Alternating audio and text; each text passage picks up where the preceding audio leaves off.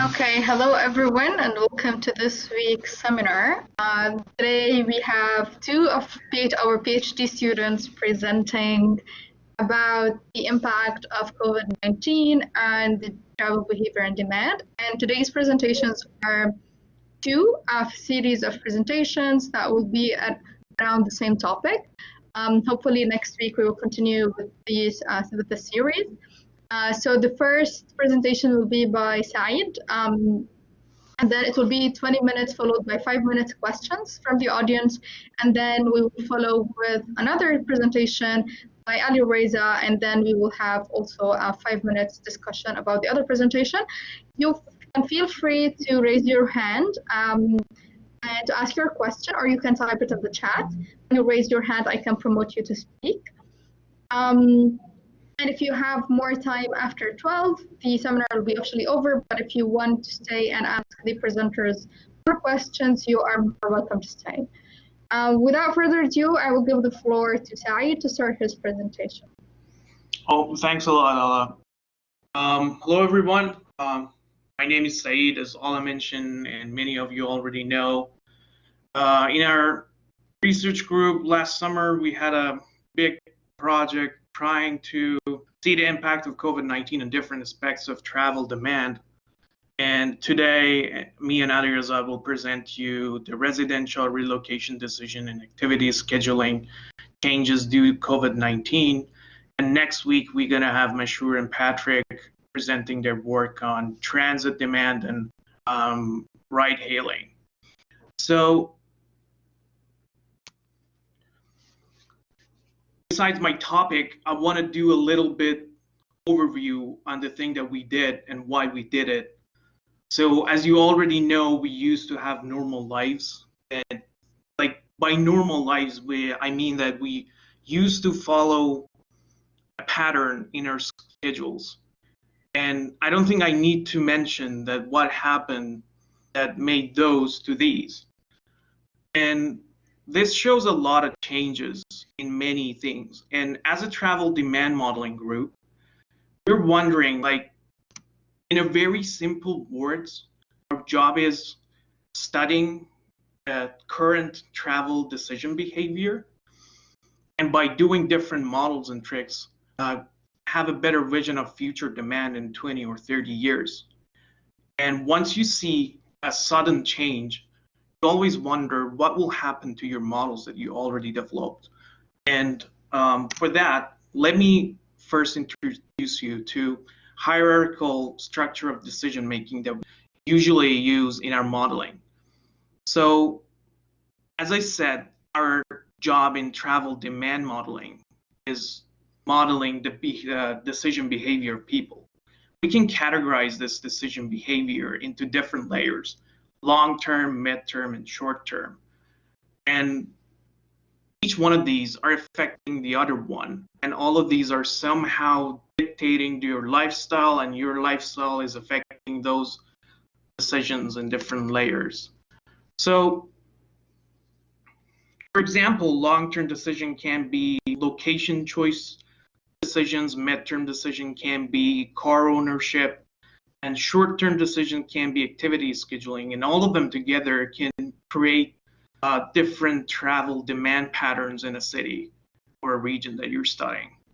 And once we have this COVID-19 thing, and we saw that short-term behavior like never before, and that makes us wonder that what will happen to short-term, mid-term, and long-term decision if we have to continue and grab this new normal and change our lives.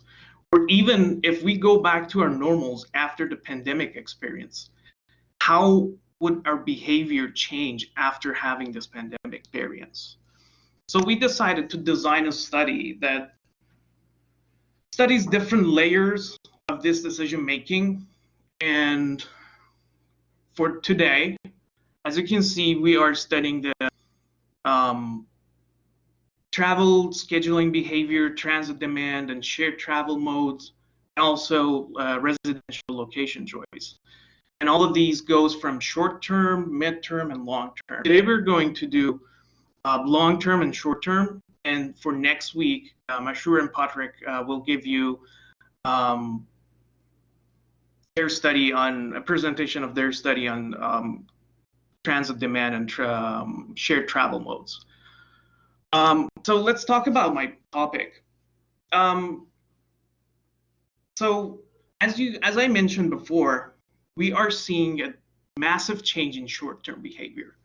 The challenge that I had here is that it's pretty hard to imagine what will happen to the long-term choices that we want to predict, because there are several other layers having an interaction with your choice.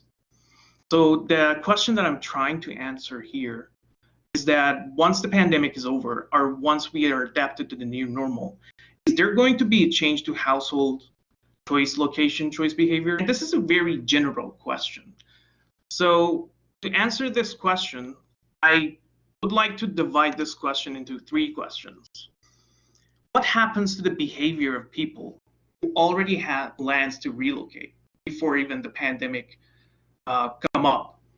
And what will happen to people who were living in a place and if they were happy with their residence? Are they going to change their behavior after the pandemic experience? And also, what would happen in the behavior of people and households in this new emerging market? So let's forget about the pandemic, go before the pandemic. The way that we do our models is that we had a market that is relatively stable. When you go to the housing market, you see the options, you make your choice, and even if you decide to wait and go back later in 3 months, you won't see a massive change in the market or prices or the options that you have or the utilities of yourself, because you're having a normal pattern and schedule in your life. So in that case, maybe our utility maximizer thing is a very good tool to model the behavior. But in the new market, you see that people are, the demand is going to change, and there's always a delay that the supply market adapts itself to the demand. So there's going to be a different, when you enter the market, the new market is going to be like, if you don't choose to relocate now, many things can change if you come back to this market a month later. The prices might change. You might experience new things like working from home, doing online grocery. It really different the concept that you have from doing different activities that change your utilities. So in many ways, maybe the behavior is changing from utility maximizing to a secretary problem solver, where if you already know, secretary problem is, but imagine that you are an administrator of an office and you're tasked to hire a secretary. You have like 10 people to interview. And once you interview one person, you have to make your decision and there's no way going back. It's like being active to the new market that the supply is delayed after the change in demand. You have to make your decision in the time that you have to relocate. And if you don't do it, the market's not going to be same in 10 days or 20 days. So these are the sources that are indicating that the behavior might change in terms of choosing the location. And this motivated us to study this topic. So to study this topic, we reviewed the literature, and these are the lessons we learned from the literature. If you want to study the location choices, not necessarily residential, there are several approaches for you to study.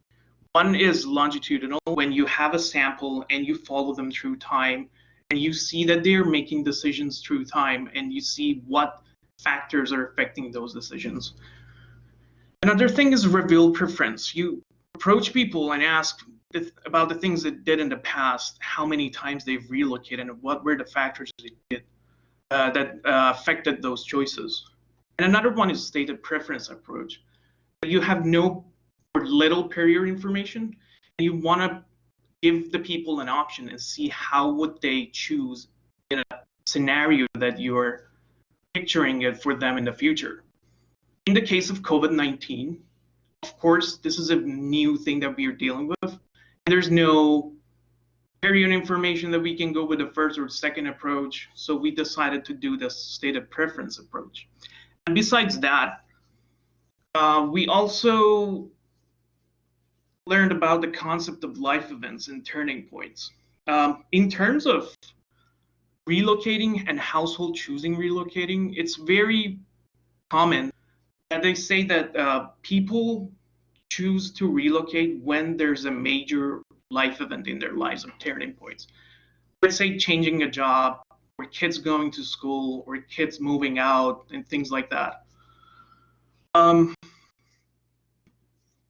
Also, we learned that for households to make the relocation choice, there's a two-step decision. First, become active in the market since you're not having the optimal choice right now.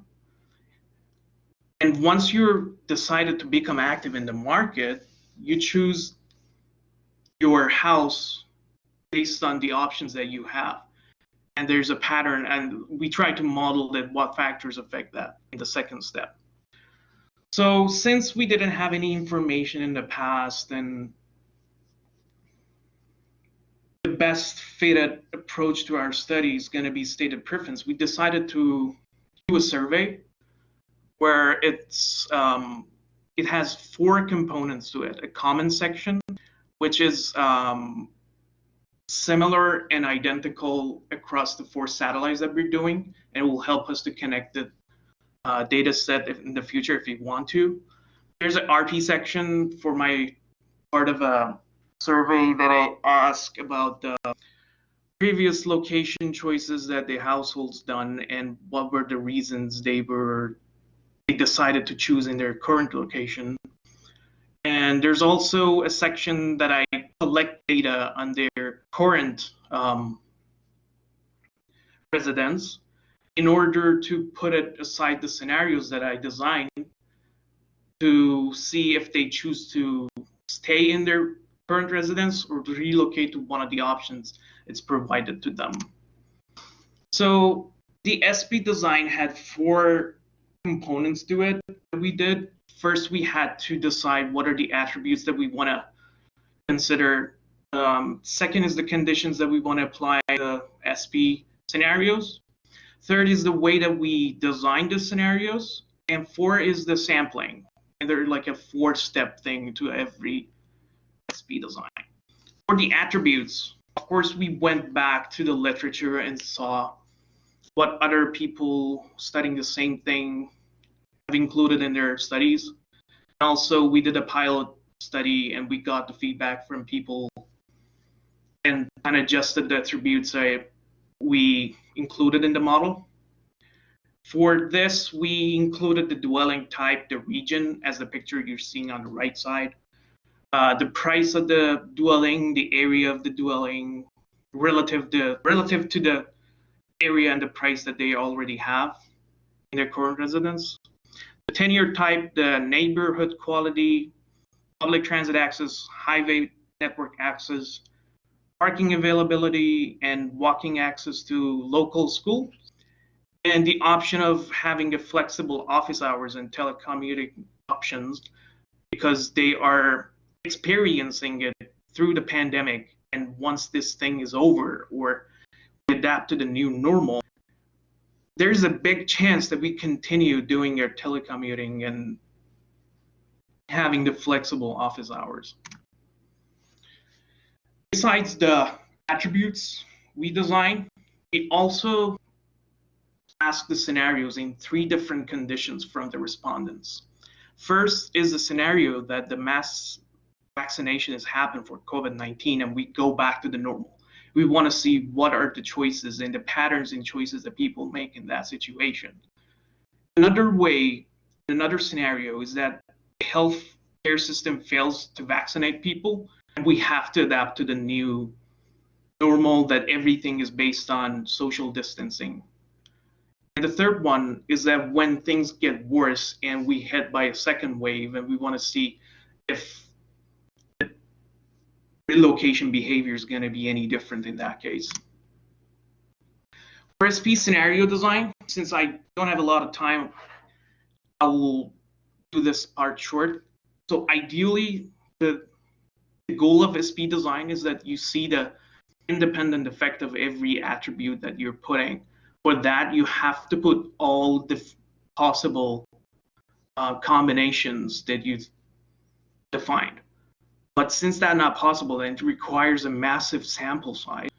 We did an efficient design, which is basically takes the asymptotic variance covariance matrix, it takes the determinant and minimizes it just to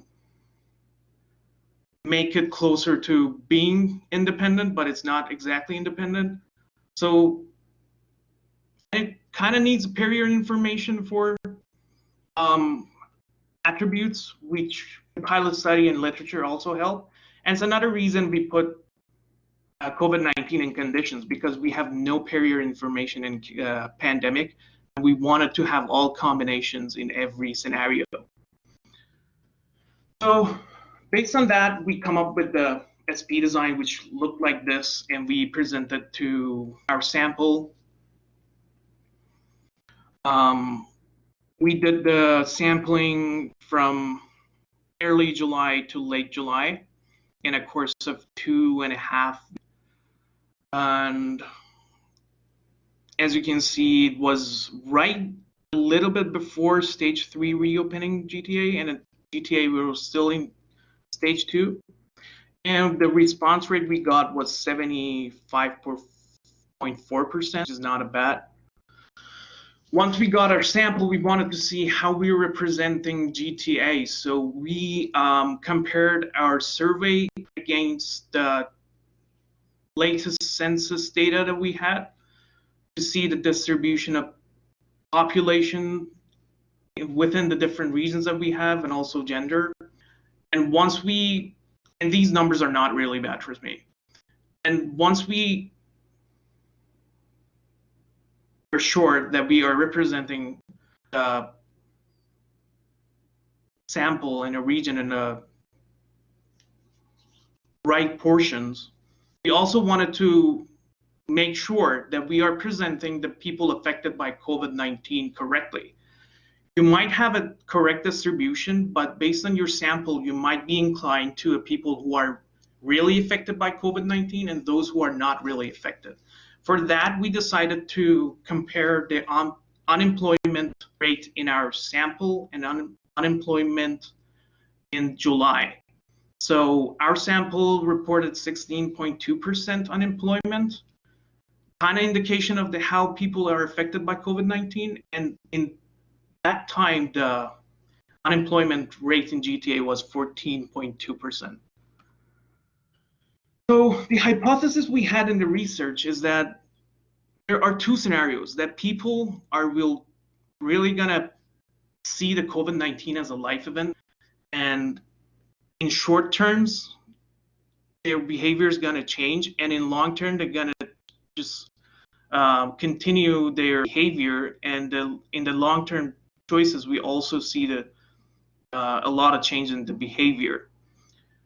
And another scenario is that this is just an economic shock, that it's going to affect the behavior in short term, but in long term it will dissipate. So we do descriptive analysis to our data. We asked the factors that households considered in choosing their location before, and we rank them over here, as you can, and then we ask them if they no longer see those effects important in choosing their next location. We end up with this. It seems that people are not any longer interested in being near entertainment location, gyms, favorite restaurants and bars, obviously because they can't go really there.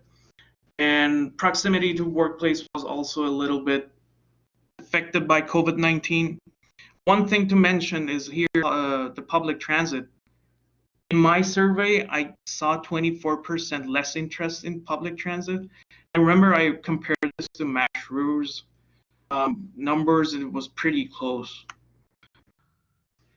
So we also see the percentage of COVID-19 affected on employed household members. 32% of the people were not affected at all. 33 were working from home. As mentioned, 16.2% lost their jobs, and the others had to be at work at some points. They had to be like before. Another interesting finding that we have through this time, the number of people who were familiar with the online shopping and different categories are decreasing. For example, before COVID-19, 56% of the people were unfamiliar with online groceries, but after the COVID-19 in July, it was 42%, and perhaps right now it's even less. In our SPE experiments, we saw that people who are living in detached house are less likely to change their dwelling type. And we saw that the people in townhouses and high-rise buildings and condo apartments are relatively looking for other dwelling types. And this picture shows the different behavior of households through the region. The green dots are the people who decided to stay, and they were not really interested in changing their location. The red dots really wanted to change their region, and they wanted to, in their choices, they show that they are inclined to change their region. And the yellow dots are the people who were not making their decisions based on any particular region, and they were like showing freedom and independency in choosing their regions. From this picture, it's really hard to see a pattern, a trending pattern that it's going on in GTA right now.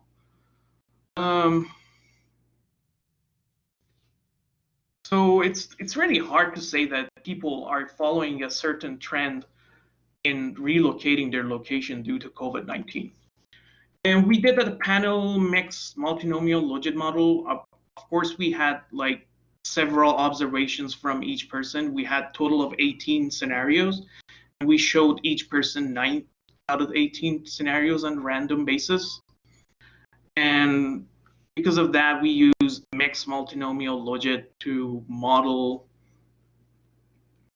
the relocation behavior. We did a very simple model here. We divided the people to 2 groups: people who were already looking for a place and people who were not looking to change their relocation before the pandemic. So we saw that, yeah, I think I passed my time, so I will go faster. I only have 4 slides.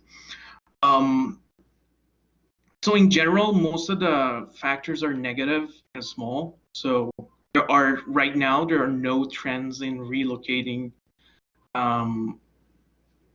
for either people who were deciding to change their location and either people for them to not change their relocation. So for us, in conclusion, I think in the long term, up until now, based on this study, we predict that people are temporarily putting themselves in a suboptimal position, and they're hoping that things go back into normal, and then they will not adapt long-term decision changes due to COVID-19. However, if this is all subjected to the way that people think and the risk they're willing to take. In long term, if healthcare system fails to vaccinate people, or the people who show changing their location, you'll see more interest in detached units, and so there are less interest in living in dense area, and it's a potential lead to urban sprawl. It all depends on how long this is going to take and whether people are going to think about pandemic as a permanent thing or temporary. There are, of course, some similar cases in the history that we had before with when there are unprecedented short-term behavior, but in long-term there are no effects, like the studies that were for interregional migration due to unemployment crisis, either in Netherlands in 2003, I guess, 2003, and also for the Great Recession. There are similar studies finding that in long term, people are not going to make permanent decisions just because they have a normal short life experience. Our limitations in this study is that we pretty much did a simple model compared to the speed design we did. It's because of the lack of time we had. Right after the study, I started my proposal and things got crazy with the comprehensive exam preparation. We tend to go back and improve the model and also do another similar study next year to see if things are changing and the conception of COVID-19's people is changing. There's also, if you paid attention, the SP design that we did is a joint decision. We modeled it as a single decision, just changing the dwelling type. That is a little bit, what's the research that we did in question. And we also have a lot of omitted variable bias because we had a lot of attributes, but in the model, we only had telecommuting and COVID conditions. We hope to fix this thing soon. And right now, I think there's another study going on in Australia. They're doing the same thing, but besides that, they didn't publish anything. I really wanted to check my outcomes with them, but we're still waiting on their findings. Sorry, I took the 5 minutes of questions and answers, but if there's any questions, I would like to answer right now. Yeah, we can have a few minutes, we can take 1 or 2 questions from the audience now, and then we can move to the other presentation. And at the end, if people have more questions, they can ask. But we will take 1 or 2 questions now about specifically Saeed's presentation. Okay.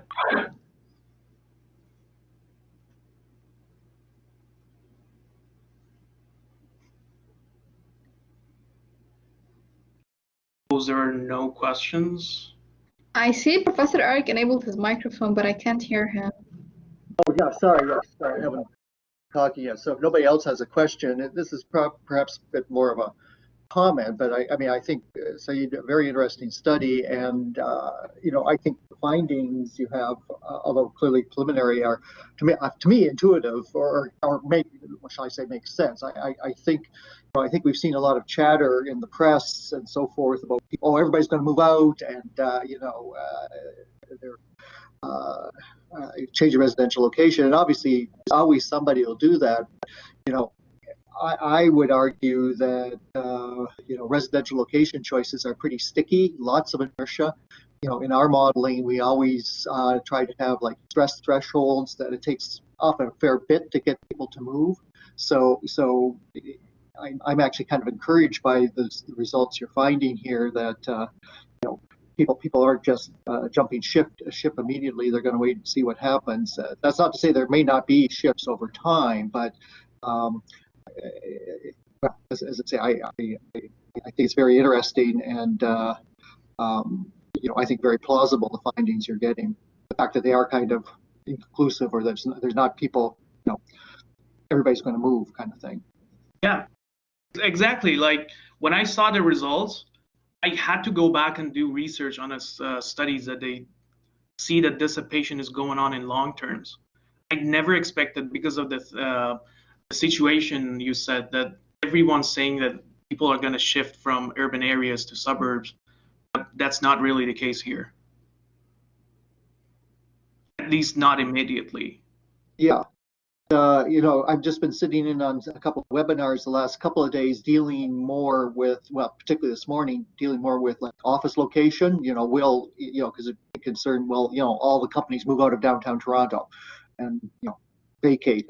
And I think again it's very early days and it's mainly supposition, but the general opinion is, well, yeah, I mean, some people will continue to work at home and there may not be as much need for office space downtown.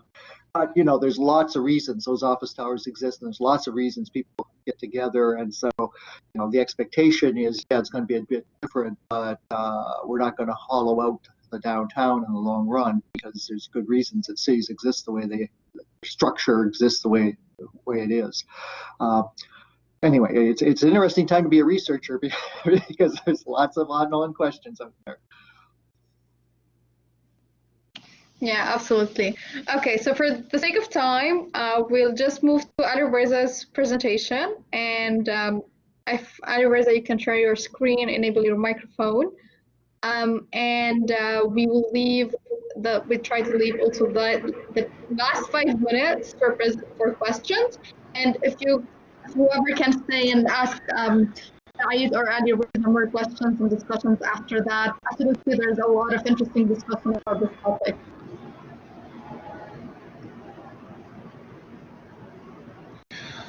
Okay, thank you, Hala. Guys, can you hear me? Oh, we can hear you and you can see the screen. Okay, perfect. So let's begin. So this is hi everyone. This is Alireza. Today I'm gonna continue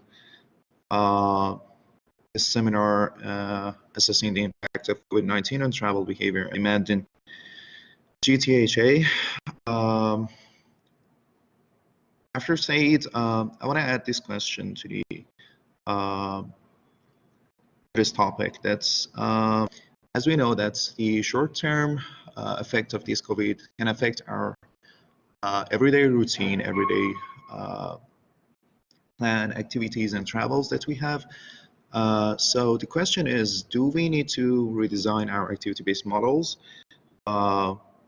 specifically our daily activity travel scheduling model, which is a part of the activity-based travel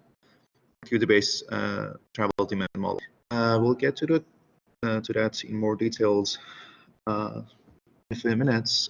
So, as Saeed mentioned, and all of us know, COVID-19 pandemic lockdown has lots of effects on our everyday routine.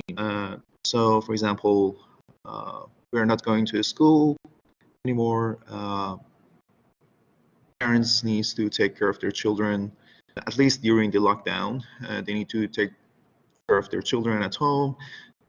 We couldn't go to the shopping malls, and we couldn't do any. If we want to shop anything, we need to do that online. These kind of things that all of us knows. So the question is, what are these new routines that we get used to that and get used to them, and are we gonna keep them even after everything gets back to the normal? Why this question is gonna be important? Because if our life changed somehow, we need to reflect these changes in our models. Let me leave it for now.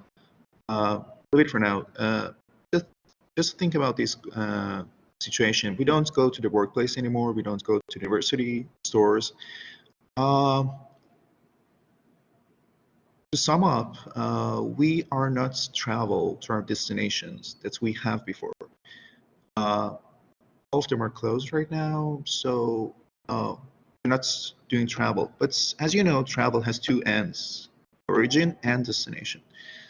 In another word, because we need to do something, we have to, because we want to do some activities, we produce some travels, okay? And from these points, our needs, our reason to travel does not change. We still need to work, we still need to study, we still need to buy things.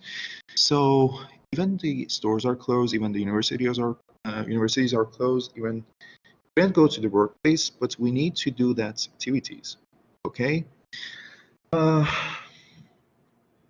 So what are the options now? As we know, we switched to the internet-based options. okay? And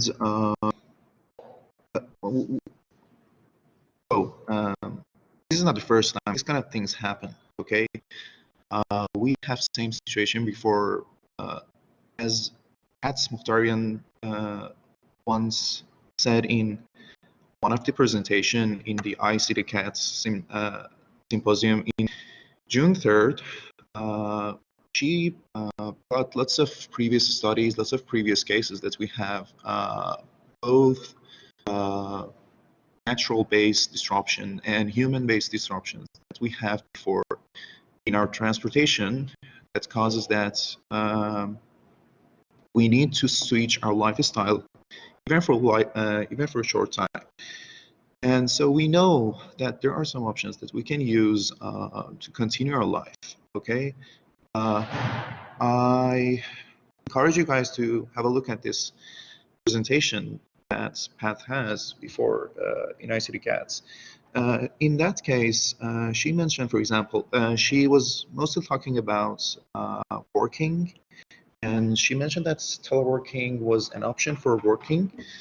And she was thinking about, she was talking about people will get back to their normal life after a while this disruption has completely disappeared. So at the end, she says that also this disruption will cause increase in activities in homes, but at the end, at the end of the day, people will get back to their normal life. But I believe this COVID-19 situation is somehow different to previous disruptions in transportation. First of all, from health point of view, this is more fatal, and this can easily spread. So this causes people to be more careful about this virus and decrease their amount of travels, decrease their do not attend in a situation that they might be affected, they might be infected by this virus, okay? And another thing is that the distribution of COVID-19 all around the world. Why this is important? Because all around the world have same problem, and lots of software designers, lots of policymakers are having same goal to continue their life in the same situation. So they generate, for example, software developer are developing some software that can be used all around the world. For example, something that you might use for your meetings, for example, might be generated, might be developed in East Asia, something like this. So because this is this pandemic is brought us similar condition all around the world, we have same. We need same solution for that. So another thing is that the period of this lifetime is right now it's about 7 months, more than any other disruption that we have previously in our transportation and travel situation. Okay, and estimations from the first day says that it's not going to be solved in a year. It might be more than a year to find a solution for this disease. So, and another reason that I believe this COVID is different from previous disruptions, that today we have more access to the gadgets, smart gadgets, and internet connection that will pave our way to continue our life, continue working, continue studying, and these kind of things. So I believe we should be more,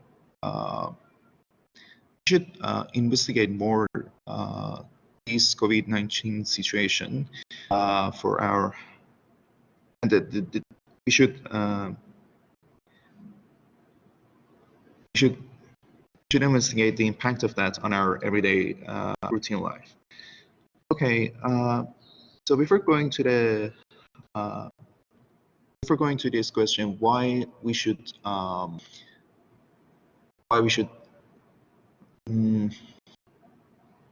think about our activity-based model and redesign them, I need to give this quick review of the activity-based models. As most of you guys are familiar with first-loop models, this start with group generation and then distribution and mode choice and root choice.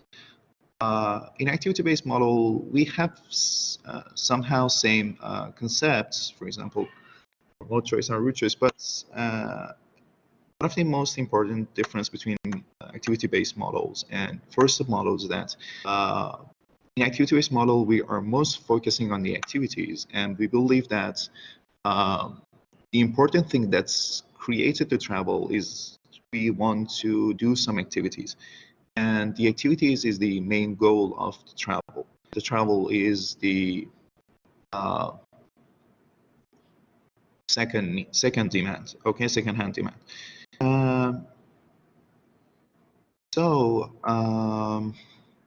Scheduling models are part of this activity-based model. Activity-based model, in scheduling model, we because in activity-based model we focus on activities. In scheduling model, we somehow put these activities one after other, and we design a plan, we design a daily routine, and after that, and what we want is to find the activities that we can fill this daily plan. Okay, so some of these activities can be done in home, some of them can be done out of home, and another important thing about the scheduling model is that the scheduling model and activity-based model is that in the scheduling model, we mostly focus on the work and study, which are somehow the mandatory activities that we have during the day, and we put this working and study as the skeleton of our daily schedule, and we fill the gaps with other activities that we have during the day. So question here is that teleworking, we have more flexibility for working, and previous scheduling models thought that, for example, we start working from 9 and it's going to be finished on 5, and for example, we have fixed home location, fixed work location, and the radial of the travel that we can have after the work and before going to work is somehow defined. We cannot go further. It has some barrier, both in distance and time. That will be forced by the location of the work. But now, because most of us are not going to work anymore, these barriers have been disappeared. So we can start our work maybe at 12 noon. We can do working in separate time slots, not in one sit, for example. And these kind of things might change our daily schedule. Okay, so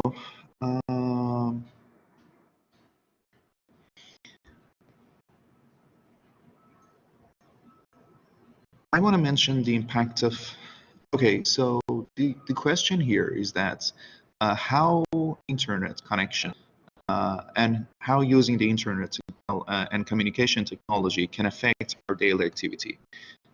In previous studies, there are 4 types of possible impact of internet and communication technology on our activities. One of them is that it might cause that we substitute some activity with another one. For example, we substitute going to work with teleworking, we're going to shopping with e-shopping, it might somehow have complementary impact on our activity. For example, you are searching for something and you find it in a store and go and buy that, or maybe advertisements of something in internet encourage you to buy something, so it will increase your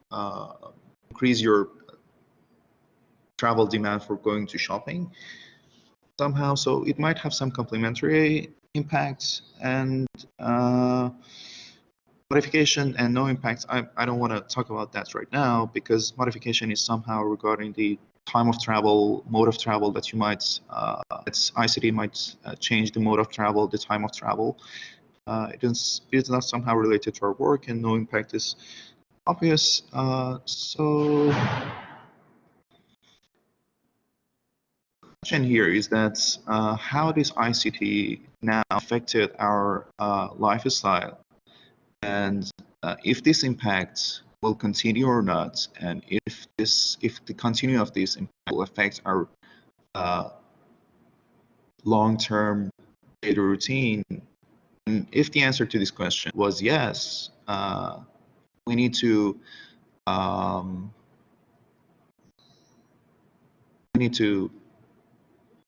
somehow change our scheduling model to reflect new changes. Okay.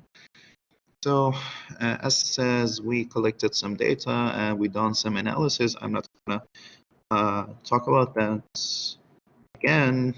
I just want to show you some results that we got from this study. One of the activities that we tried to investigate was preparing or eating meals.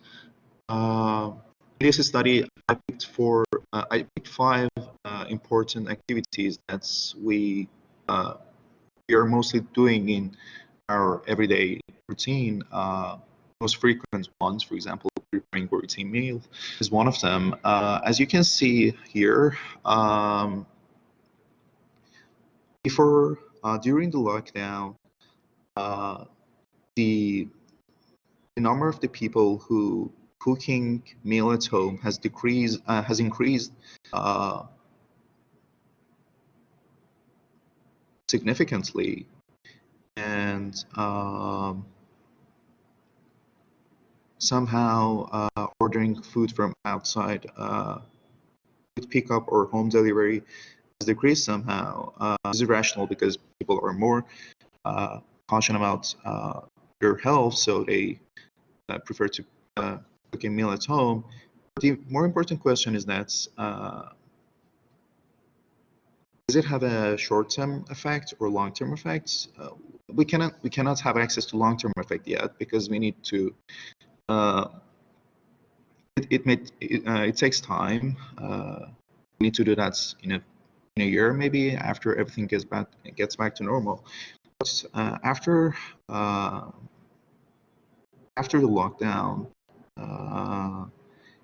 in stage 2, somehow, when the restaurants are got open and stores got open, we can see that people still don't want to go to a restaurant. It has been somehow, in average, it has been decreased.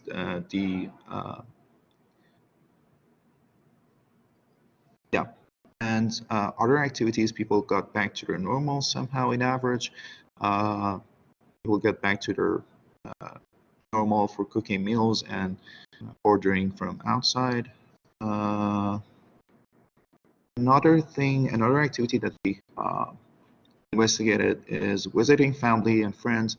For sure, during the COVID, gathering has been significantly decreased. Most of the people at least less see their friends and families. An important thing is that these amounts decrease somehow switch to the online meeting. So we can see that the online meeting has increased significantly. And another the important thing is that this increase somehow continues shortly after the lockdown. This will we can be suspected about this activity will continue after the the long term. People will continue meeting online. In that case, we might have reduction in our travel for visiting. Okay, and this is an important result. And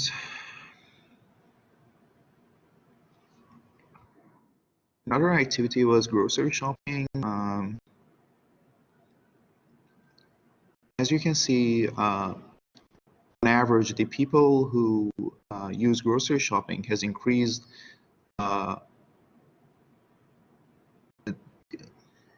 both ordering home and both ordering and with delivery and with pickup has increased.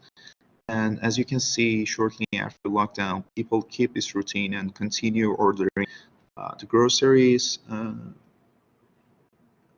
Another thing that's I want to mention is the non-grocery shopping, because all the stores were closed during the lockdown. We don't have in-store shopping or local store shopping or in shopping center during the lockdown.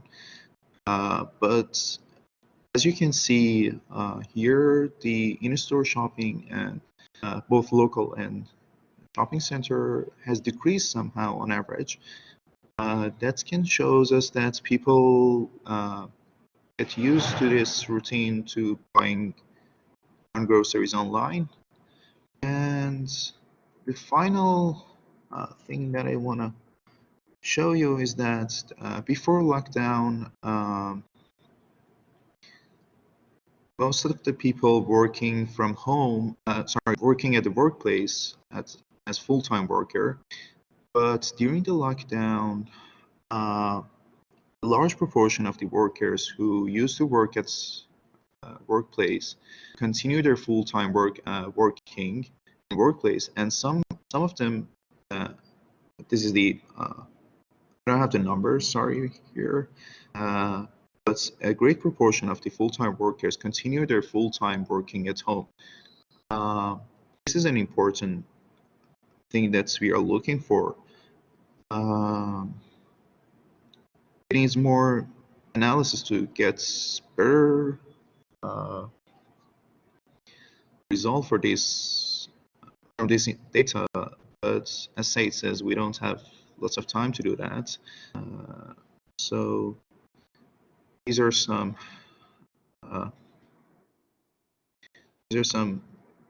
basic results I just show you.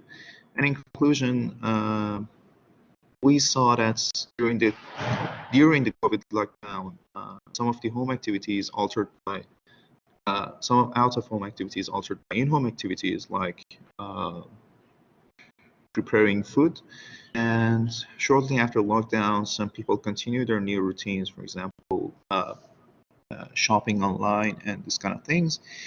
And as I mentioned, more analysis is necessary for long-time effects. Thank you so much. Thank you, Alireza, for the presentation. Yeah, I think we have, go ahead, Dr. Bahar. And we're over time, so if whoever wants to leave can leave. Yeah, Dr. Bahar, if you want to ask your question.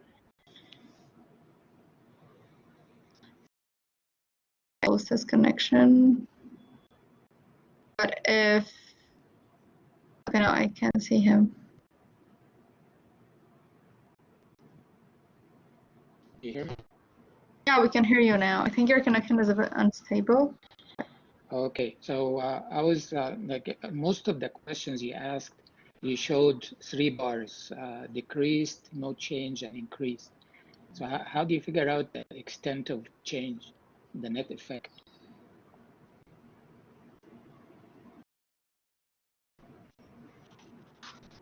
Sorry, questions for me, Bahar? Yeah, yes. Okay, so these changes are for the for each individual. For example, I did the investigation for each individual person, the value of the changes. We have information. We have more detailed information about the frequency of each activity, but I didn't show them here because I want to show something that can be more understandable during this time. But if you want to see more detail, I can send you the paper that we have. No, if you show any of the bar charts that you've shown, maybe the last couple of slides or so.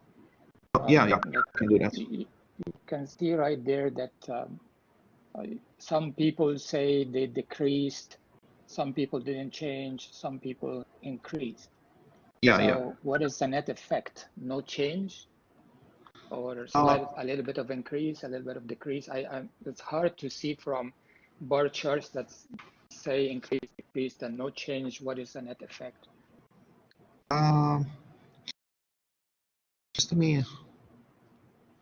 Okay, for example, here, this orange one shows that it hasn't been changed. For example, 45% of the people has not changing the frequency of meeting online. For example, they have meeting once in a month and they continue that rate. But some of them says that, for example, about 80% of them says that they using online meeting less than before, and these compared to this value is compared to the previous before COVID lockdown, and about So I 30. take it then that if the gray bar is taller than the blue bar, then there is a net increase.